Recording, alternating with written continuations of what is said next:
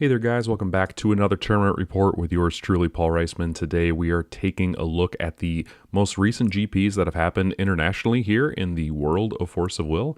We're going to get into GP Mönchengladbach here in just a little bit, but we did want to update you that GP Linz now has, on the website anyway, has lists as well as GP Milan. Milan has here the ruler breakdown and some of the lists. Some of these are a little bit too small. I had to shrink my screen to get all of them figured out, but if you just want to increase that on your screen, you should be able to see them and make them out relatively easy. Just want to let you guys know that that information is there alongside our information for the recent online GP for Games and Geek. So let's get into the GP that was happening right as the online GP was happening. Ruler School is brought to you by Odyssey Games, where you can go to pre-order upcoming Force of Will sets, ccgprime.com for singles and supplies, cardodoko.com for those rulers in the international market looking for product, as well as our guest lecturer members Vite Ramen and Full Grammar Alchemist. Class is in session. In Mönchengladbach, Germany, we had the winner piloting Ruchil. Now, Ruchil is starting to pick up in popularity, probably because Lars Grams actually did very well with Ruchil in recent GPs here. And what we're seeing is a complete shift away from the Shatalkin build as any sort of strategy and just focusing on fishing spot and on eggs, as well as our 2 Deadeye of Astaroth to just be a really good sunken treasure engine. As you know, Ruchil will tax any attacks coming into her by 1. And if you were watching the GP stream with us here in the US, you'll recognize that that may not be always entirely the worst thing for the opponent, but we'll get into that a little bit later as we get into the online GP stats. We did see here that we just have in general a lot of sea monsters, a lot of ramp ability, and then we have Percivals, which are able to find all of our various chants, including Mirror, high-speed uppercut, Zacky's new plan, and Light Lightning. Light Lightning continues to show that it is probably one of the premier removal spells that we have in the format, just being able to get rid of anything with barrier or that has darkness. In rare events, you're able to GST and then also have one of your lower level resonators here with very low attack. Because the opponent will have less symbol skills, you can use them in combination with Light Lightning to just destroy them and get them off the field. Very, very helpful in general. The Magic Zone deck is going to be set up so you can be an Esper build that is light, water, and darkness for the most part. Not really, moving away from that in any particular way. We are playing a little bit of a witch box package here, so you're going to be seeing a couple of witches in here, including Pumpkin Witch and Guangxia, as well as Ghosts of the Witches of the Tower. We're also side decking Giotto, which I think is really interesting because at the end of the day, you're able to just floodgate your opponent out from anything that they want to do in terms of graveyard usage or any sort of RFG usage. It's really helpful for that. In the sideboard, we do see some defense in the form of Falling Through the Cracks of Time. If you don't know what this card does, I'm going to pull up Force of Wind here, just so you are aware of what exactly is going on with this card, because we haven't seen it in a while. Falling Through the Cracks of Time is a really good defensive tool. Let's see if we can get the wordage right here. Falling into the Cracks of Time is became a promo at some point in the past too, but you can choose if a resonator with total cost 1 or less would enter the field this turn, put it on the bottom of the owner's deck instead. The second mode here is actually kind of relevant because we're starting to see a creeping up of order decks, but you can put an order card your opponent controls into their ruler area as a ruler. This is probably one of the only cards in the game that actually does interact with order in this way. So basically you turn your opponent's J ruler back into a resonator if it ends up being ordered. That can be really relevant if you're facing down like a mechanized Fenrir or something. So that's really helpful to have there. It's also just a good anti-aggro card alongside Flash Freeze, and we are just seeing really good usage in general. One card we should probably highlight here that hasn't been seeing a lot of play in quite a while, but might start to creep back up, is the final battle. You may pay 200 life rather than 1 up to X times to play this card. So basically you're funneling 200 life for every will you would pay into X. J resonators your opponent control and gain -X until the end of turn. That does not preclude you from like feeding will into the final battle. So you can feed will into this and life if you need to. It's a very flexible card for that. But it basically turns all of your life into the ability to nuke your opponent's field. This card was very pivotal back when Lapis Cluster and Rhea Cluster were in New Frontiers together back in the competitive scene.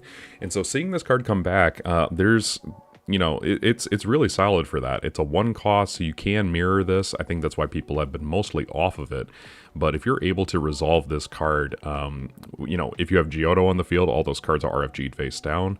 But Ruchiel can manage boards really well if you're able to use Final Battle effectively. And then follow that up, of course, with an uppercut just to get rid of all of those cards that they had cast. So congratulations to Bubats. I'm not sure who these people are. Sometimes we have their names in the actual list, but sometimes we don't. So congratulations to the Ruchiel player for getting into, for winning. Right up next to, which is going to be an interesting point of conversation here, because we're going to have this same conversation with the online GP. What we found here is Luminaries were getting into the top 2, and they ended up losing against Ruchiel in the grand scheme of things. I don't know exactly what it was that made it come down to that. Maybe Neve Valungan can comment down below and let us know. He was the tournament organizer for this whole event. But Luminaries are doing what Luminaries do. You are playing Uranus and Neptune, as well as 1 Pluto. This is just a way for us to pivot between different styles of gameplay, but Uranus is probably your main win con, next to Invitation to Disaster and Raging Messiah, as well as Mechanized Blade Dragon, to bump the stats of your Uranus and just end the game very, very quickly that way.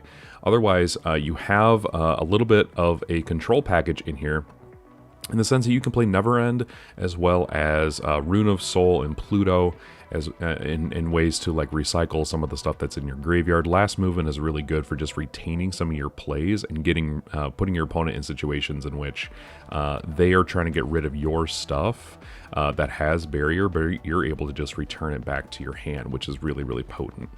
Other than that, we're seeing an increase of cards like Hellfire, which are really good against this particular deck. So we're using these primarily to just get rid of troublesome barrier and eternal resonators, but this is particularly good in the mirror match. If you are able to get rid of your opponent's Uranuses very cost effectively for 1 mana, you're doing a very, very good job. Of course, we're still sitting Metal Helix and Rachel Smile as that one last piece where you're able to just pay in all of this mana to rest your opponent's board, drop a Uranus, and just end the game right off the bat, because it is an ancient magic, so you can use your mana counters to fuel that. This deck is not focusing on increasing mana counters nearly as much as it is just trying to use those mana counters to the most effective use, dropping Uranus, dropping Neptune, etc. Magic Stone deck is going to allow you to do all of these things, and then Sideboard is going to enable you to just kind of get through any of the troublesome regalia that is going to get in your way, as well as dropping your own Witch of Quenched Fire to be able to say no to your opponent's burn. Clearly this deck was anticipating a lot of other Luminaries and a lot of other burn coming into the metagame. So it's interesting to see that this deck made it so high in the seeding and in the final rounding here, compared to what we're going to see in the online GP. So just keep that in mind. Side deck, we're seeing Zacky's New Plans in the sideboard. It's the only thing of note here, I think. Most of the time, Zacky's New Plan is either going to enable you to break through some otherwise very interesting cancel wars, just to protect your stuff from resolving. This is only going to be good in those matchups in which there are a lot of non-resonator spells being cast. So just keeping that in mind, this card is really good, but sometimes you want it in the sideboard just in case things started to get cluttered in your main. Congratulations to Rage Pal for getting top 2. We're moving on here to Umir. Umir at Tawil, we're going to have to look up some of these cards here because I have not seen Umir top an event probably ever in my time as a vet of this game. So there's a lot of interesting things going on here. We're not seeing any Zakauba being mainboarded here. Instead, we're just looking at Umir at Tawil, our Resonator. Umir. We're going to keep trying. Here we go. We're going to look at Umir at Tawil. The new version is errated only to work with wow, why is this happening? Wow, that ruler. This ruler, there you go. It's only going to be working with this ruler. It's not nearly as spammable as it was in the past, but what you're getting for the value of this particular card, for 7 will, if you played this card, search your deck for a non-chant with total cost 1, total cost 2, and total cost 3, put them into the field, and if you're Umir, you just get to put those right into the field. It's really, really, really helpful. Very great. So in general, you're going to be able to spam this relatively easily in this particular deck. And what you're going to be doing in that is you're going to be grabbing things like your Mikey and any of these other cards that you're able to just spam into the field and just take over the entire tempo of the game. So what you have here is Defiled, I believe that's not Defiled Scriptures. Let me look this up for you all real quick, because I'm not even sure what this card does. I know it's an Abdul card, but Terrible Prophecy. Here we go. J Resonators, your opponent control can enter, draw a card as long as you control a ruler named Abdul, so don't even worry about that in this list. But whenever J Resonator with enter enters the field, your opponent loses 200 life. So you're draining a little bit of life, which is really helpful. But I think what we're really looking at here is whenever a Resonator with enter enters the field under your opponent's control, if you control a Darkness Prophet or Wizard, you may rest a magic stone you control named Grus. If you do, put a token copy of the Resonator with all of its abilities into the field, gain continuous effects, etc. So I think this is coming in. We're not playing any Grus Ballista Stone, so I'm curious as to know why this particular card is in here.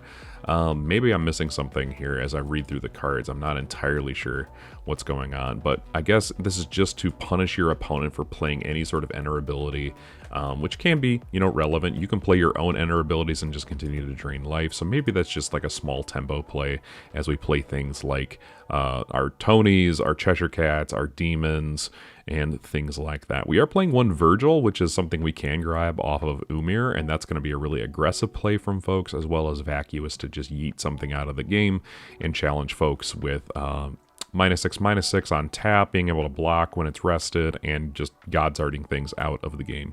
We are playing one Fates Reunited and a Loki's Insight. We're also playing a couple of Schrodinger, which, again, has not really seen a lot of play recently, so it's kind of nice to see these crop up every once in a while. Schrodinger is really interesting because you can remove target Regalia or Resonator you control from the game and then put it into the field rested under its opponent's control. You can bring this in under your own Umir, flicker it, bring it back in, and then you get the enter effects once again. The thing about this Umir that's really important is with Umir, it can come in any way and you get the ability, but if it's any other ruler, you have to cast it. So you can't blink it out in any other deck. It's only in this deck where you get to do that. Mikey allows you to do that repeatedly. You can play Silver Keys as well, which are one of the main support cards for Umir here. We're not playing Zakauba to use it, but anytime Calling Magic Stone does not cause your J Ruler to rest, you can play this cheaper. You can pay life to put priest cards from the graveyard into the field. You can banish entities to draw additional cards that are named Silver Key. But each other player discards a card, and you may discard a card if you would like to. That's really great, especially if you're able to flicker this in and out with you can't. I'm sorry, you can't do it with Schrodinger, but you can make multiple copies with your Mikey to get rid of a ton of different cards. This is really helpful in this deck. You're basically just doing hand control, bringing in your Umir, and bringing out all of these other really good cards. We do have the Cthulhu search spell here, which is really helpful.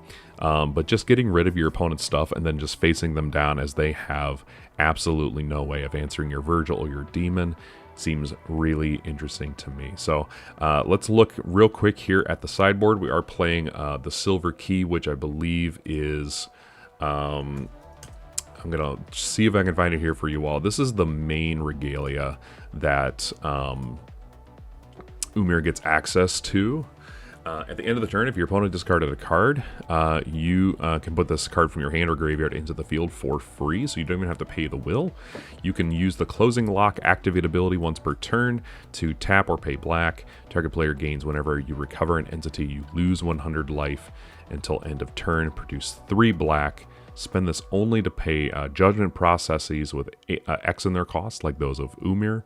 And you can inheritance to put 2 limit counters on a target ruler or J/resonator you control.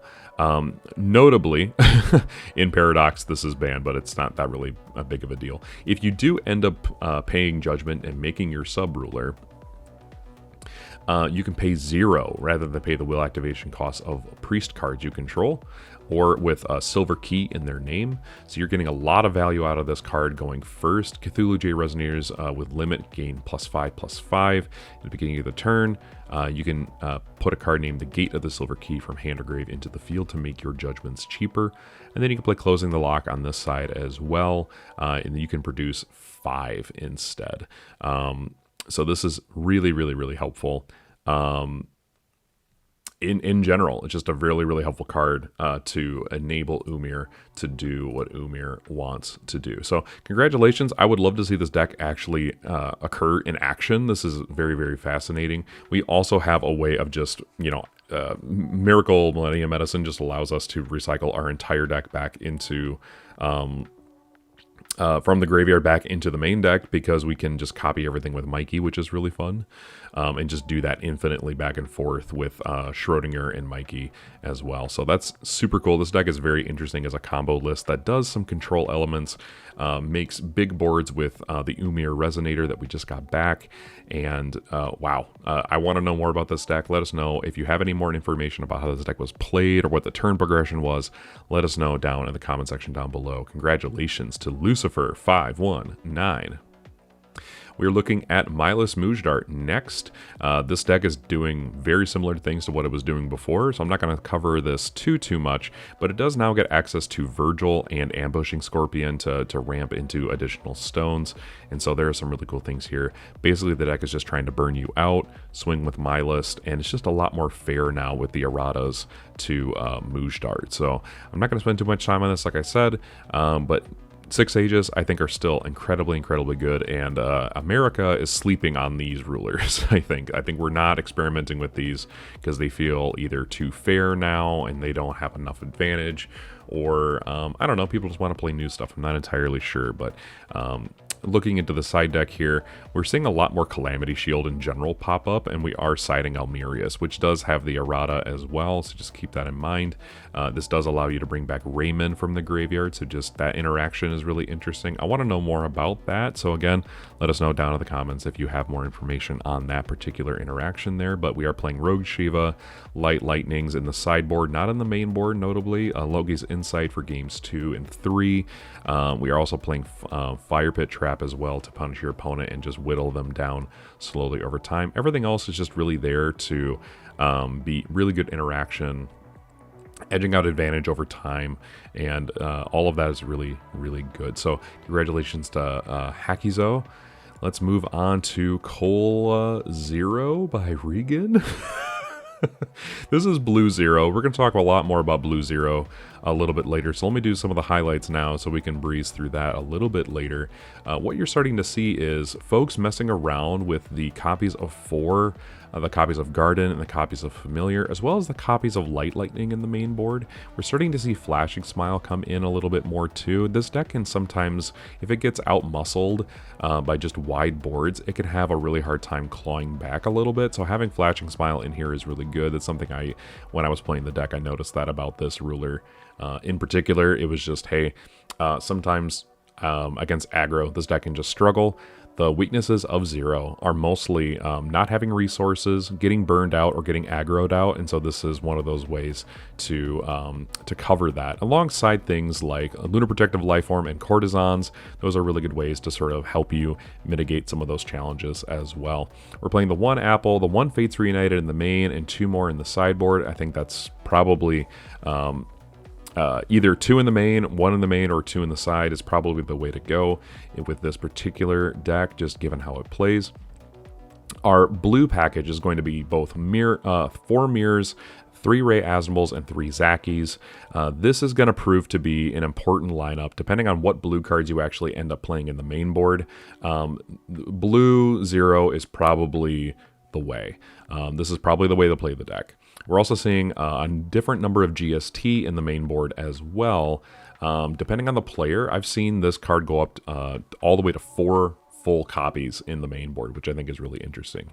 We're playing a small witch package as well to get glowing crystals, pumpkin witch, and ghosts of the witches of the tower. of the in the sideboard as well. We are playing the 1 main board and 1 sideboard Apple, as well as the Magic Stone deck is going to allow us to have light stones no matter what we do here. So no emerald tablets. Obviously, emerald tablet is going to be a water magic stone, so getting those ramped off of 4 or Zero's Familiar is going to be a little bit more difficult if you reveal those. So we're just opting to play full suite of light magic stones. In the sideboard, we do have a couple of Sphinx. This card is starting to see a little bit more play. I think people are sleeping on this card, not knowing where this card slots into different matchups. I think this card, though, is incredibly, incredibly powerful, and people are sleeping on it just a little bit too much. We are looking at Ice Shards on the sideboard, as well as 4 Star Scales, just to kind of pivot the whole strategy and say, if I'm playing against a deck that has a lot of non-typed magic stones, I can just take full advantage of that. It's also a really good anti-burn tool just to use against burn decks that are, again, as we said, one of the main issues this deck has. And that's why we're playing a full suite of magic stones with types, just so we don't get punished by Star Scale, but the opponent definitely does. Don't sleep on Zero. This deck, we're going to be coming back to this because we've seen some variation here in the US GPs. Congratulations to Regan for getting into the top cut with this deck. We're moving on now to Mujdart and Gruz Ballesta. Once again, Gruz Ballesta gets access to Scorpion, which is incredibly, incredibly good for him. Being able to just have a free stone ramp is really, really great. Plus, we're playing Yigdor, which allows us to get back stones that we sack off of Gruz Ballesta. Very, very, very powerful. We're doing a lot of stone flickering as well to have the stones that come in under Scorpion get flickered, and so they can stay around as well. And then we're just seeing a bunch of really good cards that work in tandem together, including Dark Alice and Yigdor. Very powerful combination here. We are playing 1 Ghosts of the Witches of the Tower, so we can use Metal Helix relatively easily as well. We want to be able to burn the opponent for 10. It looks like the draw support from Metal Helix's that mode of Metal Helix is not being emphasized quite as much because we do have access to Mujdart, but I'm wondering how often we flipped Gruz Ballesta to just end the game. The secondary win con, of course, is going to be Institute, which is really, really good in combination with its Hallmark ruler. Magic stones are going to include stones that allow us to draw cards as they leave, which is really, really helpful. We do just get Ragnarok Stone by virtue of being Gruz Ballesta and being worded as he is. You can just grab Ragnarok's Fiery Stone off the top of the deck turn 1, so you never have to tap for stone ever again, which is really great. We do have a couple of Crown Stones, Black Silence, couple of Deep Woods, Gravestone, and Stone of Remnants, just to give us all of the different stuff that we need in order to play this absolutely glorious 5-color pile deck. In the sideboard, we do have another Metal Helix, a Witch package to work in with. No Black Witch is main boarded. Interesting, but we're still using them in the main in the sideboard here. Lumia's Rage in order to cycle things from the graveyard back into the deck against decks like Gil or Hachisuka. One Epiphanic Priest. This sideboard is fascinating me right now. A couple of Prisia, a Rogue Shiva, one Amina Harker, a couple of Light Lightnings, and some Ice Shards as well. It's very... Oh, I'm sorry. We are playing one Black Witch in the main board. I just didn't see it right there, just at the bottom row. So we are playing a little bit of a tiny Witch box, which is really, really great. But the sideboard is very fascinating to me. This is not my typical way of building a sideboard, but it clearly did something because they got into... Atarius got into the top cut with this. So congratulations for piling Muj Groose to a top 8 finish. So Lucy is once again in the top 8, and I'm so happy to see it. This version is doing something very similar to what we saw earlier this month, although this one is playing Metal Helix. Let's talk more about Metal Helix in general, because I feel like this card needs to be brought up a little bit more. What this card is essentially doing is, in some ways, it's accelerating. In Lucy, what Metal Helix does, as you search your deck for up to 1 fire and 1 water, what you're essentially allowed to do is you are allowed to get rid of 2 of... you can probably get rid of your 2... fire spirits, and then later in the game you can play the homunculus that allows you, we'll pull up this particular homunculus. This particular mode allows you to suck up cards from the RFG and put those back into rotation. So he's probably using Synthetic Spirit 0 a little bit more proactively in this particular deck. I am still experimenting with him now that we have the full support. He doesn't feel nearly as inconsistent. He's just sort of there to help a little bit. This deck is no longer running Rubedo, which I think is really interesting, but we are seeing Little Maria being piloted. I think what's really interesting about Little Maria is that the whole deck search is incredibly easy because of test tubes. So you're able to call something like... Spirit of the Mirage Ruins, which he's playing a full suite of, which I think is absolutely crazy, personally. But you're able to call things like Hellfire of the Demonic World, you're able to call Mirror or Zacky's New Plan, and then you just have, as long as this card sticks on the field, and especially against Zero, that's probably going to happen because she has no symbol skills that are blanked inherently by Crystal Apple. You're able to reach out and grab your defense at any time by just playing your deck. This is a little bit different than what we're going to be seeing from the American GP. We were seeing Shatalkin being piloted there as a way to sort of use your test tubes cycle effect to just effectively give you that card. One thing you're going to notice as you play Lucy is you're going to find a lot of mirrors, but they're all going to go to the bottom of the deck. So Shatalkin's the other way of getting access to them. I think Little Maria, personally, is just a little bit better in terms of what the deck is trying to do. And I think this deck puts that on full display. You're able to find a Metal Helix relatively easily, or a Hellfire to get rid of your opponent's field, and you're able to go in and just swing for game. Or you're able to find a Mirror or a Zacky's to just interact with your opponent. There's a lot more synthetic spirits in here than I would imagine. We're playing a full suite of synthetic, I think that's synthetic 4. They're all in the order of the will count, right? The woo bar of of magic is very similar here in Force of Will, except it goes light, fire, water, wind, and darkness. And they're in that order of the will. So what we're seeing here is Synthetic Spirit 4. I feel like we're trying to play more of our synthetic spirits potentially from hand, which I think is really fascinating. This is not a playstyle that I would see with test tubes being your main enabler, but I'm fawning over Lucy here. Let me just move on. What you're going to be seeing here, though, is we're not playing Great Works. We're just playing old-fashioned Lucy control with a lot more synthetic spirits. We're flipping Lucy and just gaining complete and total advantage over the opponent. We're not expecting there to be a lot of great works Lucy, and so this deck is going to just absolutely shine in that environment. The Magic Stone deck is going to give you access to all the colors you need, including red, which is really important in this version of the deck. And in the sideboard, we are seeing Rogue Shiva, which I think is probably, you know, with this will configuration, really helpful. You are, to some degree, maybe if you're trying to find more cards, you can Metal Helix one of your greens and one of your reds, and then you can cycle those back to get access to Shiva a little bit more consistently. So that's really helpful too, depending on what you want to do. If you want to burn your opponent's board for 5 and draw 2, or just burn your opponent's board for 10 and draw 2, Metal Helix is really good for that, and it sets up Shiva really well. A 4th Little Maria on the sideboard, 2 additional Hellfires, which again you're probably going to be using in combination with Little Maria just to, you know, take care of the 0 matchup or any other anything else that is just going to be really hard to get rid of, including Ruchiel's tokens. I'm keeping that in mind as well. We are playing 4 tanks in the sideboard. This is a mode that I've definitely heard about. Jeremy has told me a little bit more about Tank Lucy. I'm not entirely sure how I feel about Tank Lucy necessarily. I'm struggling to see the point of this, but I think it's just a preference in play style.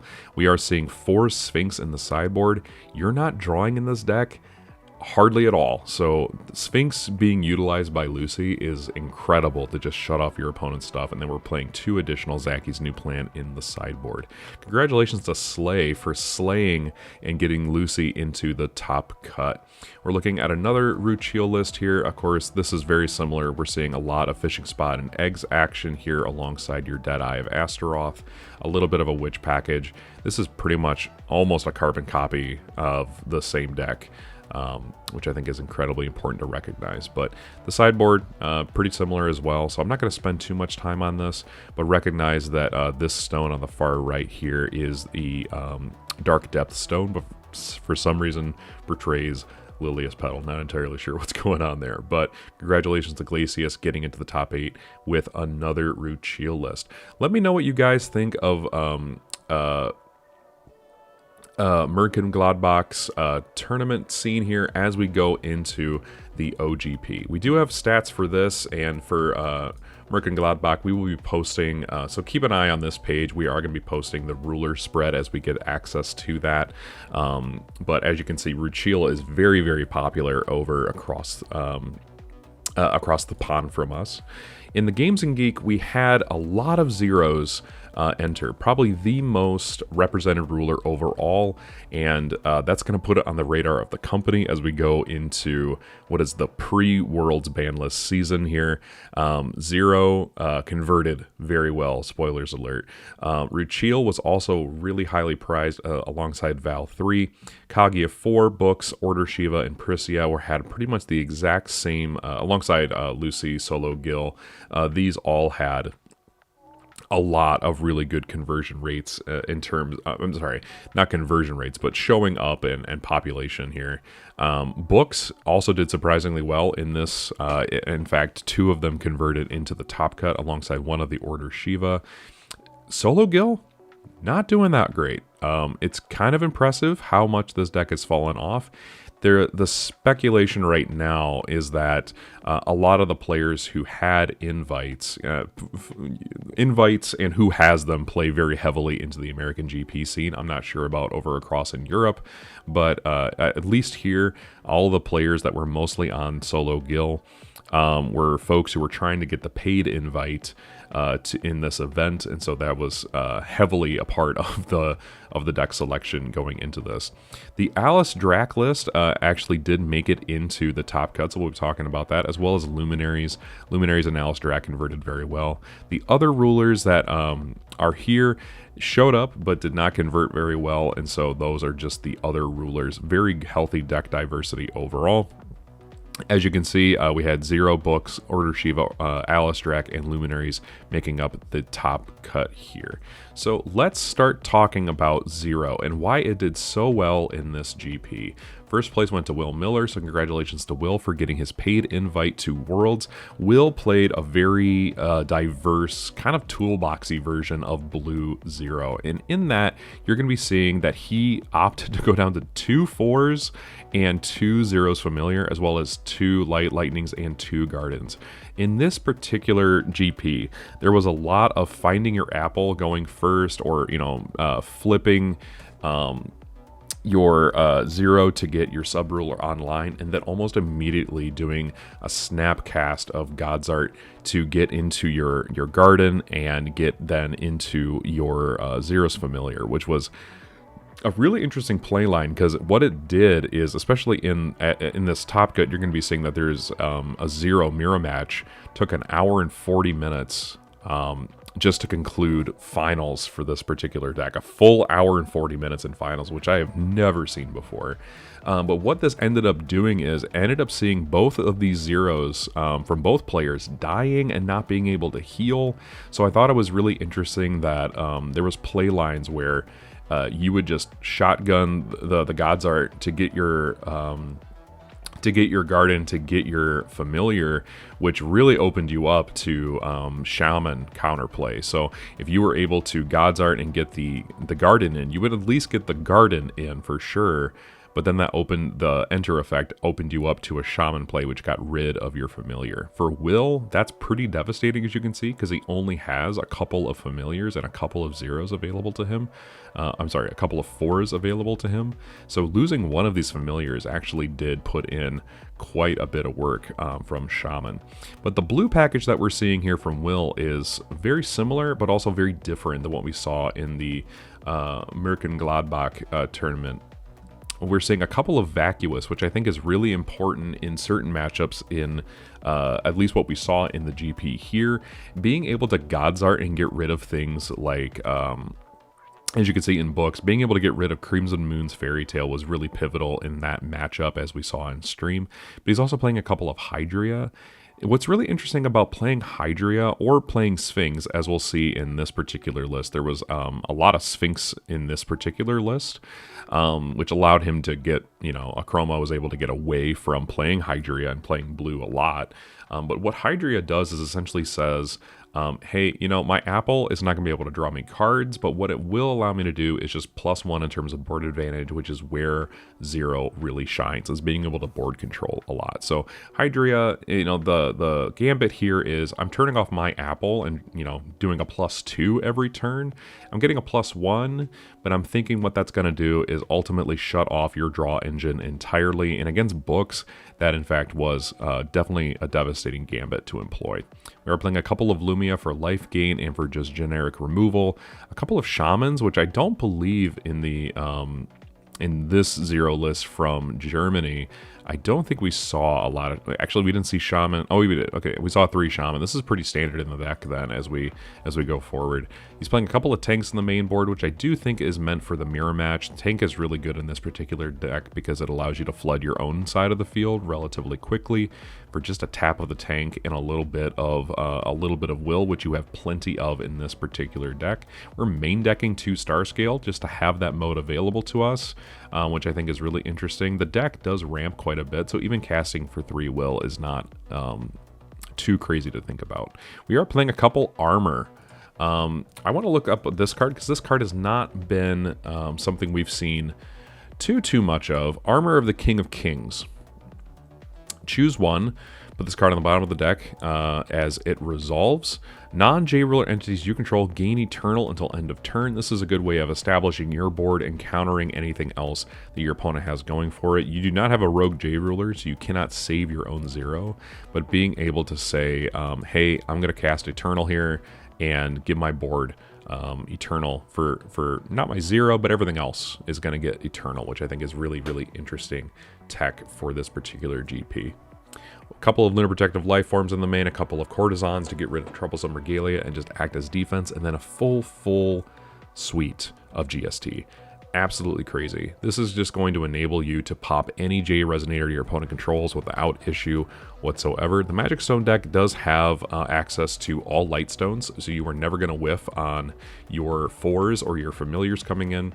And what we're going to see in the side deck is at any time I can just have a full playset of the stuff that I need to really focus on in that matchup. I can have a full suite of Lunar Protective Lifeforms as needed. I can have a full suite of Zacky's new plan as needed, and then everything else is just really there as just helpful tech. A couple of ice shards to draw additional cards, or even just get rid of things in the opponent's graveyard and RFG, just get them out of the game entirely. You can kind of allow yourself to do that because most of your graveyard is not used anyway, and so sometimes this was just used to just draw a card, which is really helpful. A couple of Mina Harker, really good against darkness decks like Gil Lapis. Depending on what other decks are really kind of an issue for you, Mina Harker is really going to shine in there, as well as Witch of the Glowing Crystals gives you some insulation from burn damage alongside your Lunar Protective Lifeforms. Really good in the Luminaries matchup, I would imagine. Before I congratulate both these guys, I do want to shout out to Akroma for daring to take on a version of Red Zero. So it really was a red versus blue matchup in the top cut here. He's playing a few different ratios as well. He's playing a full suite of Zero's Garden. What that allows you to do is it allows you to make your sub-ruler a lot easier in the event that you are in fact going second, and that's a little bit more consistent. It allows you to have it in hand if you need to, and not just completely shotgun your God's Art in the mirror match, which is kind of what we saw happen anyway, but sometimes you just don't see your garden. So I'm not sure exactly what was going on that side of the play in the finals match. Not entirely sure. Maybe we just never saw this. Maybe they just prefer not to ever cast this card. Not entirely sure, but at the end of the day, having 4 does allow you to have some fodder to play your own Lunar Protective Lifeforms for free, so that's really helpful for that. We're playing a full suite. We're playing 3 Fates Reunited. I think we're just playing 3. I didn't see any in the sideboard there. Playing the 3 standard 3 Shaman. We're playing 1 additional tank, and instead of Hydra, we're playing Sphinx, because for the same reason, you're not needing to draw a lot of cards. That does really come in handy with things like Hall of the Bandit King, so you do get some additional burn damage, but then your opponent doesn't draw 2 cards, they just discard 2 cards, which is pretty dang good. Playing a couple of Raymans in the main. We're only playing 1 Flashing Smile. Notably, Will did not run Flashing Smile at all in his build. Instead, he opted to play the anti-Flashing Smile in the Armor of the King of Kings. So that's interesting that there's only 1 copy in this list. Maybe Akroma only felt like it was necessary. Akroma, notably, I believe, is coming from Europe anyway, so this is a little bit more of a preference on his end. A couple of mainboarded ice shards alongside 3 GST and then 3 courtesans to end up things. The reason you play red in this particular list is because you do have a light magic stone that allows you to recover every time you do judgment, so you do get free judgment with 0 with this particular stone configuration. In the sideboard, having red available to yourself allows you to play Lunar Oxidizer, Calamity Shield, and Symbol of Magical Fraying as just a way to interact with your opponent a little bit. The biggest thing that this deck struggled with in the matchup against Will is anytime that Akroma wanted to really play strong cards like Lunar Protective Lifeform, maybe even Bandit Hall, or any of these other cards that are just really good for him to gain additional advantage, Will had all of the interaction in his deck list to kind of threaten interaction and stop plays all of the time. Zacky's new plan does shuffle itself back into the main board. So anytime that you wanted to simply, I don't know, draw additional cards, foresee 4 and draw a card and then shuffle this card back into the deck, all for 3 will, that is definitely not a hard thing for this deck to do as it continues to ramp stones. Akroma, on the other hand, had to play with different ratios and sometimes did not have the ability to interact with what Will was doing. And I think ultimately that's what ended up sealing the deal for Will, as well as going first. Having that pressure going into the finals, being able to choose who goes first, was a huge advantage for Will, as we can see. He ended up winning the entire thing. Akroma did overall play a very strong game. It was not a blowout by any means. It was definitely I think 51% in Will's favor, 49% in his favor, because Zero does have the ability, if you know the play lines, is able to play second relatively strongly. Going into, well, I just want to congratulate these folks for getting into the finals, and Will for winning overall. Akroma did play a very strong game of Force of Will in the finals, but we're also seeing the other Zero list that entered. Alberto Piedra was here, also playing the exact same list as Akroma here. So just bringing the same list and seeing how well this list did, I'm not going to say that this deck is overall superior, but it's definitely very valid and very viable as a version of the deck, as much as a blue Zero deck is in general. So don't sleep on the red version. I think Awakened Magic Stone, making your Zero's Judgment free, is incredibly good, as well as giving you access to some really interesting red tech. There's definitely something going on with this particular version. I think that's why we're seeing 2 exact carbon copies, making it into the top 4. All of these Zero lists are definitely about to put this ruler on the radar of the company, so just keep that in mind. Looking into Jeremy Lindley's book list, the best thing about this deck is that he titled it on his deck list sheet, Patrick Ogrentz's Understudy. And it's hard not to see why. Patrick loves books, and even without 10 Odes of the Proto-Paterpolis' War in your sideboard, the deck still has an incredible amount of diverse support across all of the different years of Force of Will. So we're starting off on Black Book, but we can swap to white in the sideboard here. What you're going to be seeing here is we are using a lot of the Alice support from Game of Gods Reloaded, I believe. I'm trying to remember what the second Matrix movie is, but a lot of the support from Games of God Reloaded definitely makes use of your Regalia, and you do get access to Grimoire, which is an incredibly important card in this particular deck, because what it ends up doing is you get it at the start of the game. It allows you to just refuel your hand, and it's really hard to get rid of this particular card. This is a really good reason to run Sphinx and Hydria, as we saw in the Zero list. Definitely Zero was a hard matchup for this deck overall, but it still ended up placing 4th. So keep this in mind. Books is not dead. It's very much still a really good deck. You do have a really strong draw and discard engine in this particular ruler combination. That's how you're able to get Crimson Moon's Fairy Tale online to continue to not soften up your life, but toughen up your life, so you're able to discard things with things like your sub ruler, or with Dark Alice, just to gain a ton, just an absolute ton of life. I think at one point we heard that Jeremy had gotten up to 30,000 life just from this alone, which I think is insane. He is playing the lab build, so if you don't know what laboratory does, it's a laboratory, actually. little did I know. You can do a whole lot of things with this particular card. You can discard a card to make your opponent discard a card. You can banish a Resonator to make your opponent banish a Resonator, and you can banish an addition to have your opponent banish an addition. No Regalia mode, which I think is totally fine. What you're ultimately going to be seeing, though, is I'm just going to discard my entire hand to Laboratory, and then what I'm going to do is use my Grimoire to just, my Grimoire, excuse me, to just refill and go back up and just continue to discard, putting your opponent in a position where they have no hand, but you have all of the card advantage that they don't have. So this is an incredibly important card, very good overall. Just being able to like cast it and then just do crazy shenanigans is absolutely amazing. You're going to be using Regalia Beast to help make this a little bit more feasible, alongside your 3 Tea Party members to be able to rest your Regalia Beast, play this card, recover your Regalia Beast, produce another mana, and then play this essentially for 1 stone, which is really, really great.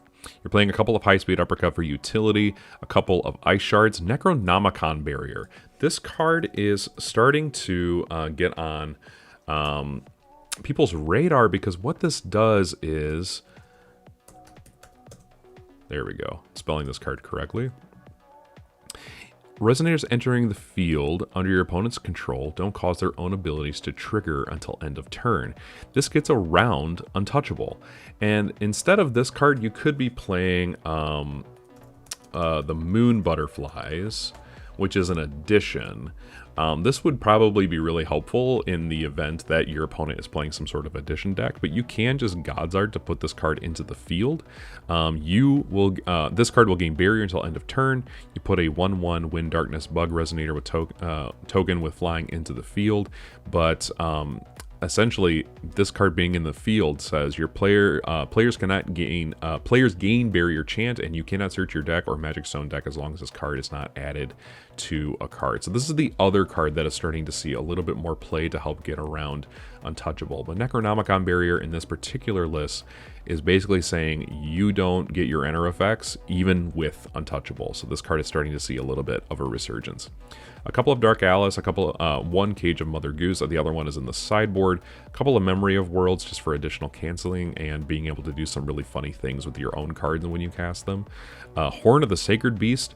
We also heard that Jeremy was able to cycle his deck 4 different times because of this one card.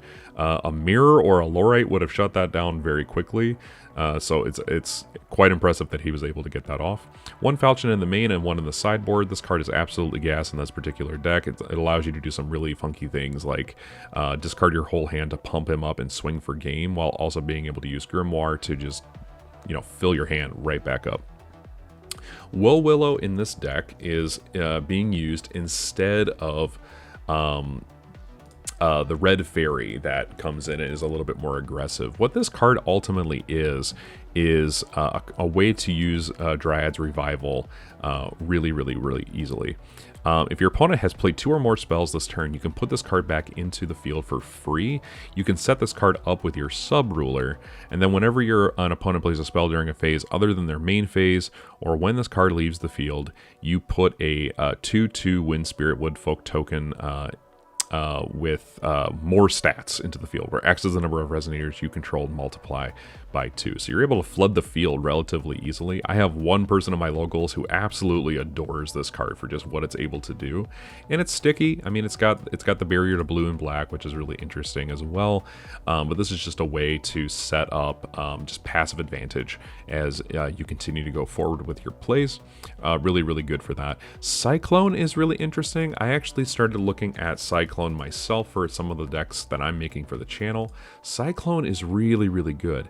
You do pay 2 more to play this card unless the number of cards in your graveyard is equal or higher than the number of cards in each other graveyard. So if your graveyard is stacked full of stuff, which it should be, I mean, you're discarding every single turn, Cyclone essentially turns into a 1 mana, target a non-resonator spell, its controller expels it unless they pay X. So it's kind of a wall of wind effect, but on a body, which is really interesting. It also allows itself to fuel its own cost down effect, or even its enter effect, right? You can pay blue to discard a card, you draw a card, and then you put a +1/+1 counter on this card, and then it'll gain Untouchable, Flying, and Eternal until end of turn. This thing can actually get pretty big if you know what you're doing in other decks, but using this as a kind of like wall of wind effect that people don't expect to come into play is really interesting. Probably why Jeremy Lindley is playing a second copy in the sideboard. Pairs really well with Falchion as well, because you can just discard your entire hand and then your Cyclone is a lot cheaper. So interesting thematic elements there. Playing 1 Fantastic Trick in the main and 1 in the side, as well as Light Curtain in the main and the side as well. The side deck is really there to just give you options to pivot strategies, right? So you need to play your Light Book, but he's also playing Giotto and the Sub-Ruler Wu Zhao Wu in order to swap out and completely change strategies depending on the matchup. He is playing 1 Melgus as well as an additional pocket win con. That's the benefit of this deck. It has a pocket win con in Melgus. It has a really strong support support engine in the form of the sub-ruler, and it's able to just set up some really, really interesting synergistic plays with things like Regalia Beast, Fairy of Mott, Tea Party members, Woe Willow, Falchion. I mean, there's tons and tons of different cards that this particular deck gets access to. So in the sideboard, we do have a pivot strategy in the form of Giotto and Wujiawu, but we also have Heavenly Gust. This card hasn't been seen, but has always been kind of there in the toolbox. Heavenly Gust is really powerful because if you are able to torrent it, you can destroy all additions and regalia your opponent controls, which I think is really, really fun. Knowing that some decks really rely on regalia and some other stuff to get going. And we're also playing a couple of Songstress in the sideboard as well. I think this is an anti-Gil Lapis pick.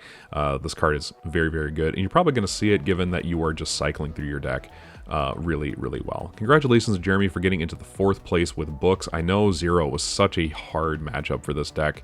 We'll see how this deck evolves, knowing that that is the case. Going into the top 8 now, in no particular order, we did have Derek Mugwaneza. Maybe there's a little bit of a bias here because I thought this deck was absolutely fascinating. Derek has been piloting this deck for quite a while. This is Alice Dracula. One thing that this deck is really interesting, more and more interestingly able to do, Alice has really picked up in terms of viability because Virgil exists. Virgil allows you to make a ruler astral in order to play it for free. So it's very open to mirror canceling it, which is, you know, relevant to say, but that's the reason it was able to come back. And then it has this really powerful activate ability, which is something in the metagame still very hard to manage. Activate abilities are really, really hard for a lot of decks to figure out. And so keeping that in mind, maybe strategies that can manage activate abilities are going to start seeing a little bit more play. But overall, what you're going to be able to do, not a lot of God's Arts in the deck, but you are able to just pay 1 to deal 400 damage to target player or J Resonator.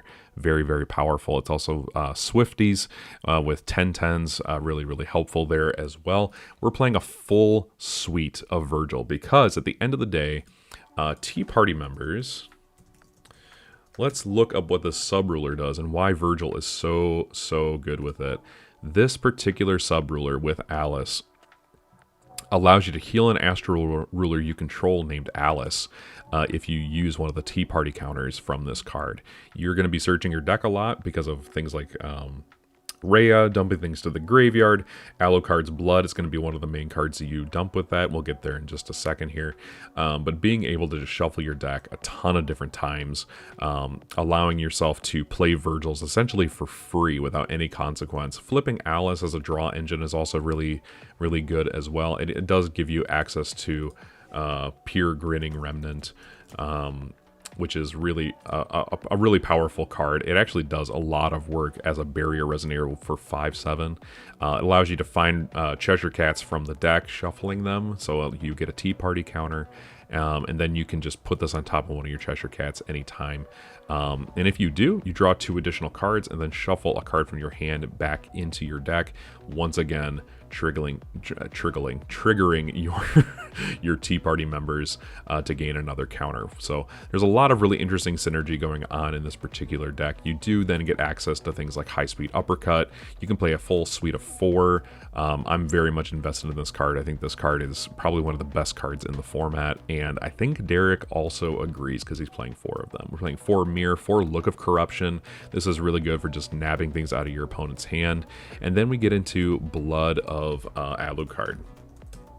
This is the main thing that you're searching with your Rhea. You're dumping this card so that you can remove it from your graveyard, pay any amount of life. Vampire J/ruler you control deals X damage to target J/resonator, where X is the amount of life you've paid this way. If you end up killing a resonator this way, you lose X life, where X is the defense of the chosen target, and you can just put it into the field. So just being able to steal your opponent's resonators is very, very, very fun. So that's really cool. The thing about this too is I'm not entirely sure. I'm gonna look up Rhea for just a quick moment. I think Rhea might give this card Drain, but I'm not entirely sure. vampire entities, so you don't get the drain effect on that, which would be absolutely gross if that's how it worked, but that's not how it works. Stone Monument is here. It does search a human, so this is your way of having 6 Virgils in your hand.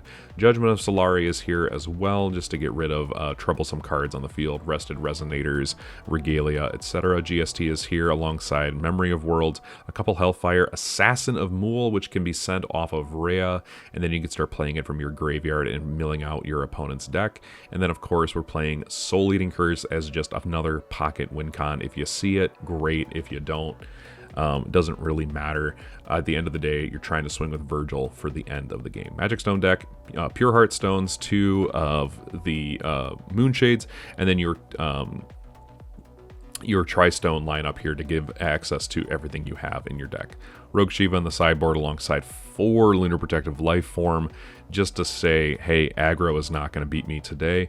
Spirit of the Crimson Moon is here alongside 2 Spirit of the Mirage Ruins. Did not realize that was a set that we were doing, but it's really interesting that it's here. Rage of Lumia as well, just to shuffle cards back from your RFG into the deck if you're playing against like Gil Lapis or any other deck that is like Hachisuka, for instance. Muse Staring At, just 1 copy. That's really all you need in this deck, I guess. Derek feels very comfortable with 1 copy alongside additional copies of Memory of Worlds and Hellfire. One of the coolest decks I've seen pop up. We're starting to see some Grim Rulers be explored once again, and so congratulations, Derek, for getting into the top 8. We're seeing Misha Skarlatov playing a very, very similar version of Books. The only notable differences here are Power of Zeus to just give your stuff Super Saiyan. I'm not entirely sure why else this card would be played. You can just boost up something +6/+6 for all the different regalia you have. It's just a really fun, like, I'm gonna win the game now button, which is really great. And this, by the way, benefits you if you played Fates Reunited, Crimson Moon, or just your Regalia Beast in general. Your Grimoire also adds to that as well. We're seeing Cyclone, Cage of Mother Goose, and all the other basic stuff that was being played by Jeremy, except we only got into the top 8 here. Side deck is going to be very similar. We're playing our Fantastic Tricks and a couple of Cyclones in the sideboard, but for the most part, this deck is exactly the same. Courtesans makes an appearance as well, so just keeping that in mind. This deck is almost exactly the same as Jeremy's. So congratulations for Misha getting into the top cut and showing that Books still has it. Books is still a very, very, very good deck. Paul Martinson got into the top cut with Order Shiva. We're seeing Shaka make an appearance. Shaka is interesting, mostly because what this ruler does, what this card does is, if you have it revved, your activate ability to pay +4/+4 once per turn doubles instead. Even if an effect would decrease attack or defense of J resonators you control, you increase it by that much instead. So that's really fascinating. Just being able to have a one-time fire-breathing effect for your entire field is a really good way of saying, I'm going to win the game now. So Shaka is still in the deck. Shiva enters the Game of Gods alongside Shaman, Therapist, Agni for just board clearing and dealing burn damage to your opponent. Sometimes your opponent just can't answer this, especially if they're 0, just with very, very few symbol skills. This deck has a lot of things going for it.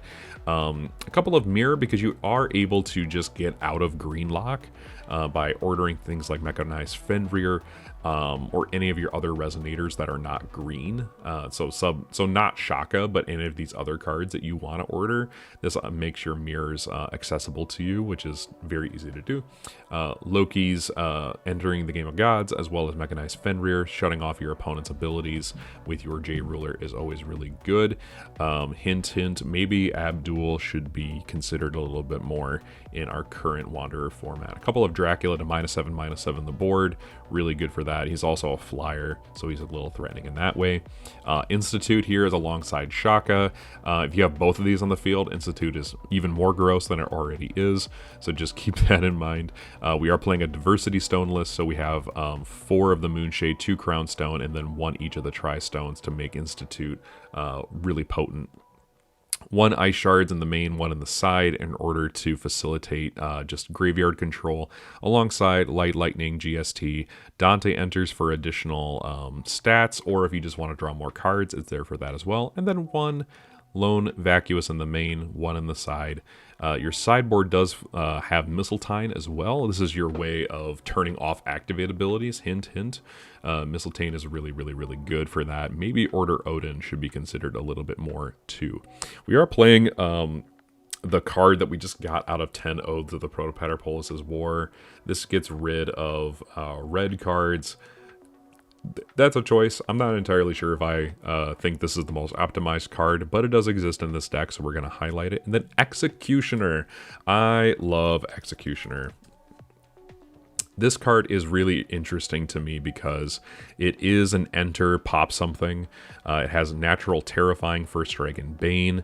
This card cannot lose its abilities, so it's really good against Zero, by the way. So even if Zero tries to blank this thing, it cannot lose its effects. So very, very, very fun. It pops a J/Resonator on entry. If you killed a J ruler this way, your opponent cannot play Resonator spells until the end of the turn. This card is incredibly, incredibly fun. The Resonance doesn't make any sense in this particular list. It's only for your Viola ruler that came alongside this, but this card is actually really solid. I've thought about putting it in Giotto as well because it is a military card, so you can rest it for her mobilize effects sometimes, and that's really, really good. But Terrifying, Bane, and First Strike under an Institute is really, really scary. So I love that this card is just in the deck. Congratulations to Paul for getting into the top cut. Last but not least is Anwin Lee, playing the Soul Luminaries deck to convert. We're playing Professor Shiitake. Notably, we missed the investigation triggers on this card, so just keep that in mind. There was a little bit of an issue there with Investigate, not really revealing things. Just if you're going to play this card, you got to remember Investigate, guys. Just remember that. We're playing for Uranus, of course, and we're just trying to swing with Uranus, end the game, and opting to play a Steam Explosion alongside 1 Invitation to Disaster, because he was just seeing that much success with Uranus, swing, answer that? No. Cool. One thing to note, and I mentioned this at the top of the video, this interaction with Ruchil is really interesting because we had a ruling in which we didn't know when the token was being banished from Uranus. If you want the full breakdown of this, you can see it in the playback, but I'm going to just highlight here. If you swing with Uranus, you pay the tax at the same time that you banish the Resonator to pay the will in order to attack with Uranus under Ruchil's taxing effect. And in doing so, the token will trigger recovering your Uranus. So you rest and pay the tax at the exact same time, allowing you to banish your Resonator token to produce the will, to pay for the additional tax cost, then allowing you to recover the Uranus, allowing you essentially to bypass Ruchil's tax by gaining Defiant before Defiant was even a keyword. So you attack without resting, essentially. So it's really interesting how that all that comes together.